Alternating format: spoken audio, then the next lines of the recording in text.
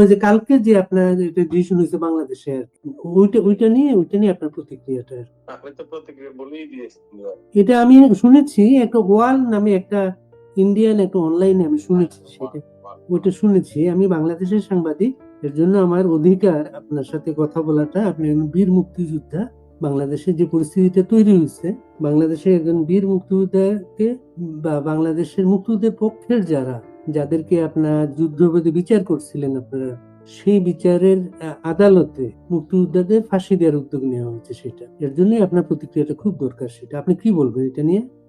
প্রথম কথা হলো যে কেন এই আদালত, এটা তো মানবতা বিরোধী এবং যুদ্ধ অপরাধের জন্য এই আদালত হয়েছে।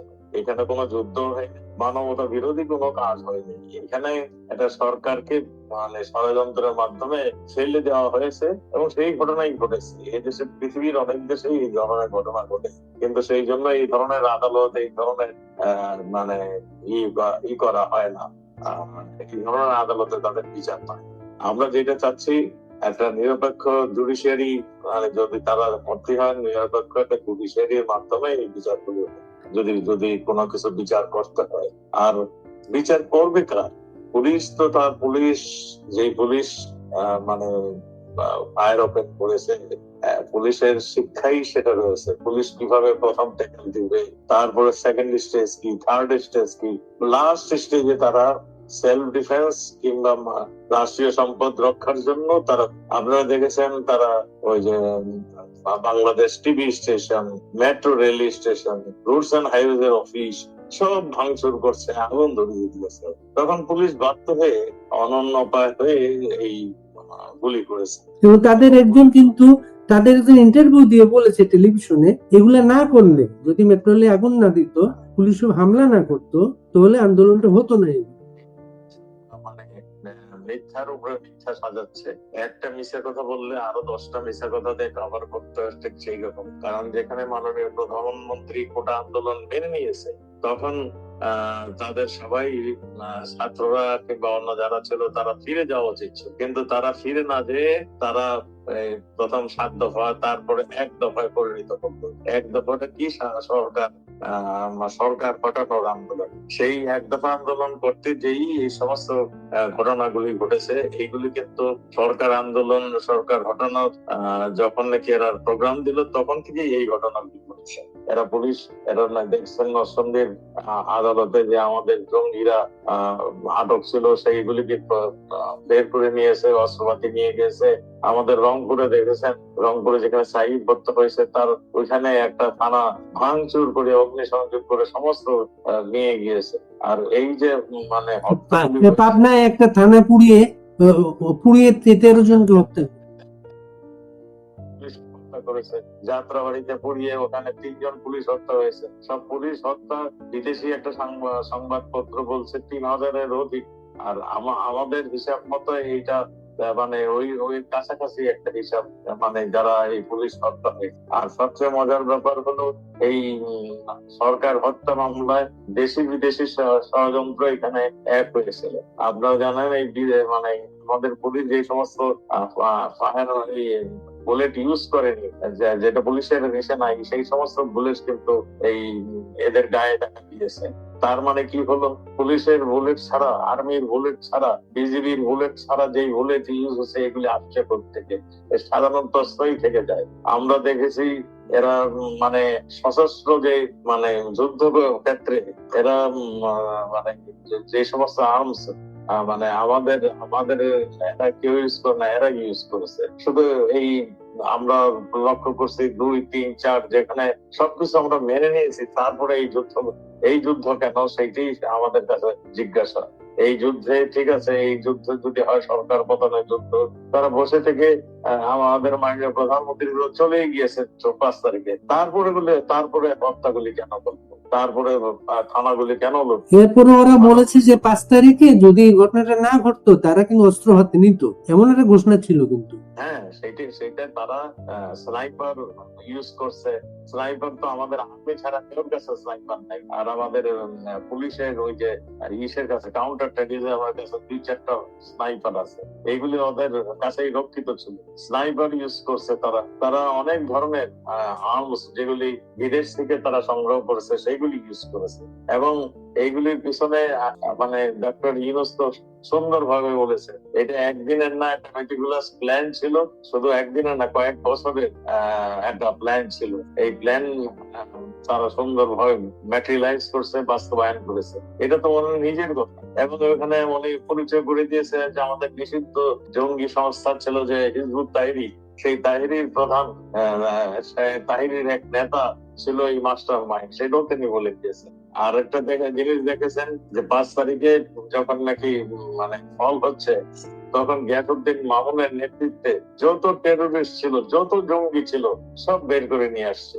তারা এখানে লুটপাট, মারধর, আওয়ামী লীগের লোকের সম্পদ লুট, মারধর, গাড়ি পোড়ানো, বাড়ি পোড়ানো, সব ধ্বংসলীলা করেছে। এবং সবচেয়ে হলো তারা এটাকে আবার এন্ডিমিনিটির মাধ্যমে এই সময়ের খুনগুলো, এই সময় হত্যাগুলো মাফ করে দিয়েছে।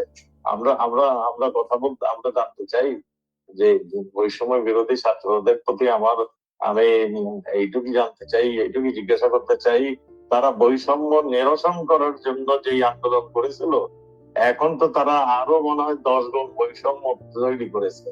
এখানে কারের ইচ্ছা হলে তাকে বাড়িতে সামনে যেয়ে তাকে বলা হচ্ছে এই আওয়ামী লীগ, বাস তাকে ধরে নিয়ে পিটাতে পিটাতে তাকে মেরে ফেলছে কিংবা আদামরা করে ফেলছে। জনাব আসাদুজ্জামান কামাল, জনাব আপনি স্বরাষ্ট্রমন্ত্রী ছিলেন, বাংলাদেশ সরকার নিশ্চয় আপনার উপর আস্থা, 16 আনা আস্থা ছিল, দীর্ঘদিন ধরে আপনি স্বরাষ্ট্রমন্ত্রী ছিলেন। আপনার নেতৃত্বের পুলিশ, গোয়েন্দা সংস্থা এরা কি তাহলে ব্যর্থ হয়েছে আগাম তথ্যই অন্যান্য অথবা এই ষড়যন্ত্রের সাথে তাদেরও কেউ কেউ জড়িত ছিল?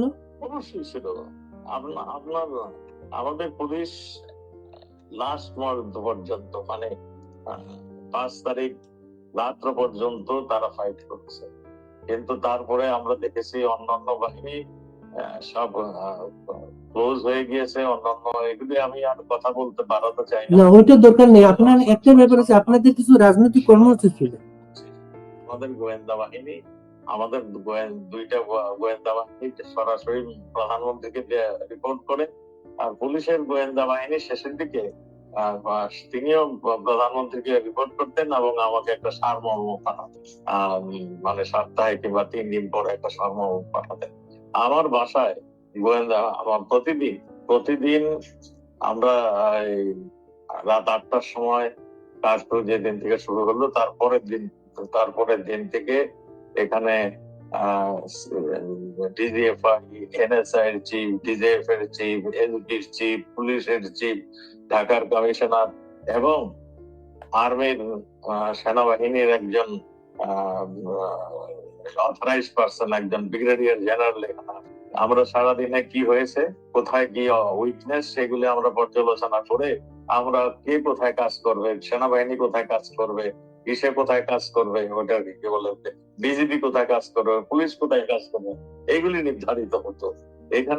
এখানে কোনোদিনই গুলির অর্ডার দেওয়া হয়। গুলি যেগুলি হয়েছে এগুলি বেশিরভাগই হয়েছে আত্মরক্ষা, সম্পদ রক্ষা। যেমন এই মেট্রো রেল, এত স্বপ্নের আমাদের মেট্রো রেল, আমাদের এই মেট্রো রেল যখন আগুন ধরায়, টিভি ভবন যখন আগুন ধরায়, আমাদের 1000 বছরের ঐতিহ্য টিভি ভবনে আমাদের এই ছিল, রক্ষিত ছিল। 1000 মানে 100 বছরের ঐতিহ্য আমাদের রক্ষিত ছিল। সেইগুলিতে যখন আগুন ধরায়, যখন নাকি আমাদের সমস্ত জায়গায় আগুন ধরাচ্ছিল, তখন পুলিশ বাধ্য হয়ে সম্পদ রক্ষার্থে এইগুলি পুলিশের, এটা কিন্তু পুলিশের আইনই রয়েছে। পুলিশের আইনটা আজকের নয়, ব্রিটিশ আমলের আইন এটা, যে পুলিশ কখন কি অবস্থায় কি অস্ত্র কিভাবে তারা করবে, ডিসম্যান্টল করবে, এবং তারা সেইটাই করেছে। সেখানে তারা কোনো অন্যায় কিছু করে নাই। এবং আপনারা দেখেছেন অনেক পুলিশ মৃত্যুবরণ করেছে, শুধু মেরেই ক্ষান্ত হয়নি, তাদের ফুটপাতে ঝুলিয়ে রেখেছে। শুধু পুলিশকে নয়, আমাদের সিভিল মানে আমাদের গাজীপুরের জাহাঙ্গীরের মানে পিএসকে ঝুলিয়ে রেখেছে। শুধু ঢাকায় যে ঝুলিয়ে রেখেছে তাই নয়, অন্য জায়গায় ঝুলিয়ে তাকে পিটিয়ে, আমি যে নৃশংসতা আমি সারা বাংলাদেশে দেখেছি, নৃশংসতা গুলো যেভাবে এরা নৃশংস ভাবে পিটিয়েছে মেয়েদের, মানে এমন শরীরের এমন কোন জায়গা নেই যেখানে ক্ষতি না দেখি। কাজে এই নৃশংসতা যদি মানে এই ইসের বলা হয় এটাকে বৈষম্য বিরোধী, তাহলে বৈষম্যটা কোথায় আমি সেটাই জানতে চাই। আর যে সমস্ত বুলেট আমরা এই মৃত্যু ধারাতে পেয়েছি, এগুলি সবগুলো পুলিশে কিংবা আর্মির বুলেট নয়। এগুলি কোথা থেকে আসলো আজকে সেটা জানার বিষয় আসছে। আসাদুজ্জামান কামাল, একটা ব্যাপার হচ্ছে 3-4 তারিখে আপনার যেসব রাজনৈতিক কর্মসূচি ছিল সেগুলো কিন্তু স্থগিত করানো হয়েছিল। সে স্থগিত করানো হয়েছিল কি এই ষড়যন্ত্রের একটা অংশ, যে আপনার রাজনৈতিক ভাবে মাঠে থাকবেন না, আমরা ম্যানেজ করবো? প্রধানমন্ত্রী সবার সঙ্গে পরামর্শ করেই করেছেন। এটা এটা আমি এখানে কিছু আমার উপরে যা হুকুম হয়েছে আমি তাই করেছি। না, আমি তাহলে একটা বিষয় জানতে চাই। ধরেন এই ধরে আপনাদের বিরুদ্ধে একটা তদন্ত চলছে, না কিছু চলছে, কোর্টকে লাইভ সম্প্রচার করা হয়েছে, বাংলাদেশের ইতিহাসে এই প্রথম লাইভ সম্প্রচার করা হয়েছে, এবং সেখানে একটা বিচারে তো দুই পক্ষ থাকবে, বাদী রাষ্ট্রপক্ষ, বাদী বিবাদী, দুই পক্ষ থাকবে। মানে এক পক্ষ ছিল, দুই পক্ষ ছিল না। এই বিষয়টা কিভাবে বলবেন আপনি? আমি সবসময় বলি আমাদের জুডিশিয়ারি শেষ হয়ে গিয়েছে, আমাদের নিরাপত্তা মানে পাবলিক নিরাপত্তা সিকিউরিটি সেটাও শেষ হয়ে গিয়েছে। রাত 8টার পরে কেউ বেরোতে চায় না বাসা, আমরা সবাই শঙ্কিত থাকি। আর জুডিশিয়ারি আমাদের যত হাজার হাজার নেতা কর্মী, আমাদের এখন পুলিশে আমাদের জেলখানার ক্যাপাসিটি হলো 80,000 প্লাস, আমাদের ক্যাপাসিটি সেখানে আছে 1,26,000। এবং আমি মনে করি এইরকম যেরকম ভাবে চলছে এটা অচিরেই এটা 2 লাখের কাছাকাছি চলে যাবে। এরা এইভাবে অ্যারেস্ট করছে, কেউকে জামিন দিচ্ছে না। আমাদের আওয়ামী লীগের কোন উকিল সেখানে গেলে তাকে নাজেহাল করছে, যদি কেউ আবার ভাগ্যবশত জামিন পাচ্ছে আবার গেইটে তাকে মারধর করে, সেই দৃশ্য আপনারা দেখেছেন, আবার তাকে নিয়ে অ্যারেস্ট করছে। কাজেই যেগুলো আপনারা দেখছেন, যেগুলি শুনছেন, এগুলি সবই মানে মানে আমি বলবো আপনারা ভালো করে প্রচার করুন। আমাদের সময় এসেছে, আমাদের মনে হয় অত্যাচারের একটা সময় আছে। এই তারা আমাদের 32 নম্বরকে উড়িয়ে দিয়েছে, আমাদের আমাদের আওয়ামী লীগের অফিস মানে দখল করে নিয়েছে। এই ধরনের অত্যাচার আমরা জীবনে কখনো দেখিনি। আমরা কোনো পার্টি নিষিদ্ধ করলে তার অফিস আমরা তার বন্ধ করিনি। আমাদের পার্টি নিষিদ্ধ করার মানে আমরা কোনোটাকে তেমন ভাবে করিনি। আমি যেটা বলতে চাচ্ছি, এটা এই নৃশংসতা, এই বর্বরতা এবং 5 তারিখের পরে এই হত্যাকাণ্ড, এই সবগুলোরই মানে ইন্ডিমিনিটির মাধ্যমে তারা যে বন্ধ করেছে এইগুলির বিচার করতে হবে। আমি মনে হয় আমি সবগুলো আনসার এই বিচারটা কার কাছে চান আপনি? আপনি যে যার কাছে বলতেছেন তাকে তো আপনারা মানেন না, বেআইনি মনে করেন না তাদেরকে? এখনকার গভর্নমেন্ট যেটা, নিশ্চয়ই বিচার।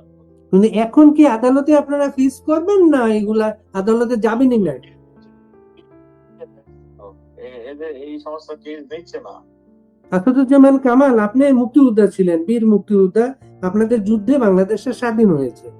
বাংলাদেশে এমন একটা পরিস্থিতি আজকে আমরা সবাই দেখছি, বাংলাদেশের যুদ্ধের বিপক্ষে যারা ছিল, বাংলাদেশের জন্মের বিপক্ষে যারা ছিল, তাদের কর্তৃত্বে চলে গেছে বাংলাদেশটা। এতে বাংলাদেশের মুক্তি কিভাবে সম্ভব সেটা তো শুনেই আশ্চর্য লাগে, দেখেও আমরা বিস্মিত হই। যার সঙ্গে আমরা যুদ্ধ করেছিলাম পাকিস্তানি সেনাবাহিনী, আজকে দেখলাম পাকিস্তানকে তারা যেইভাবে ইনভাইট করেছে, পাকিস্তানকে তারা যত পরামর্শ পাকিস্তান থেকে তারা গ্রহণ করছে। এবং পাকিস্তানের যে দোসর ছিল রাজাকার বাহিনীর, এবং যারা এই বদর বাহিনী কিংবা রাজাকার বাহিনী তৈরি করেছিল, সেই বাহিনীর প্রধানরাই আজকে ক্ষমতায় রয়েছে। এবং তাদের কাছে আমরা কি চাইবো কি পাবো সেটা আমরা আশা করি না। আমরা মনে করি আমাদের মানে ধৈর্যের ভাত আমাদের ভাঙছে। আমরা নিশ্চয়ই আমরা মানে আমাদের বঙ্গবন্ধুর সেই ডাকটা নিশ্চয়ই আপনার মনে আছে, তোমাদের যা কিছু আছে তাই নিয়ে রুখে দাঁড়াতে হবে। আমাদের বোধ সেই সময়টি আসছে। আপনি কি তাহলে আগামীতে আর একটা মুক্তিযুদ্ধের মতো কোনো একটা ঘটনা? আমাদের মুক্তিযুদ্ধ আমরা প্রতিবাদ করবো। আমরা আমরা কাকে মারবো? এখন তো সবই আমাদের বাঙালি। আমাদের বাঙালিকে তো আমরা মারবো না, আমরা প্রতিবাদ করব, এই অন্যায়ের জন্য প্রতিবাদ করব। আমরা নিশ্চয়ই মানে আবারও বাংলাদেশকে সেই অবস্থায় নেওয়ার জন্য চেষ্টা করব যেখানে সবাই শান্তিতে ছিল, সুখে ছিল। বাংলাদেশে আপনারা নাই, কিন্তু বাংলাদেশে একেবারে গ্রাসরুট লেভেলের ছাত্রলীগ, আওয়ামী লীগের নেতা কর্মীরা মিছিল করছে, নানা প্রতিবাদ তৈরি করছেন, কোনো নেতৃত্ব নেই। তার একটা নেতৃত্ব চাচ্ছে। জানেন, একটা কর্মী যারা নাকি মিছিলে একবার গেছে, তার নামও মামলা। সে ভয়ের চোটে এইখান থেকে সেইখান, সেইখান থেকে ওইখান, এরকম ভাবে সে ঘুরে বেড়াচ্ছে। বুঝে গেছেন? এখন হ্যাঁ, আমাদের নেতৃত্বের অভাব হয়েছে, আমাদের নেত্রীরা সব আত্মগোপন করে রেখেছে। আমি তো বলছি যে আমাদের ধৈর্যের শেষ হয়ে যাচ্ছে। নিশ্চয়ই আমরা বাংলাদেশে এসে এটার প্রতিবাদ করব, ঘুরে দাঁড়াবো। আপনাকে অনেক ধন্যবাদ আসাদুজ্জামান কামাল, বীর মুক্তিযোদ্ধা। আপনারা ভালো থাকবেন।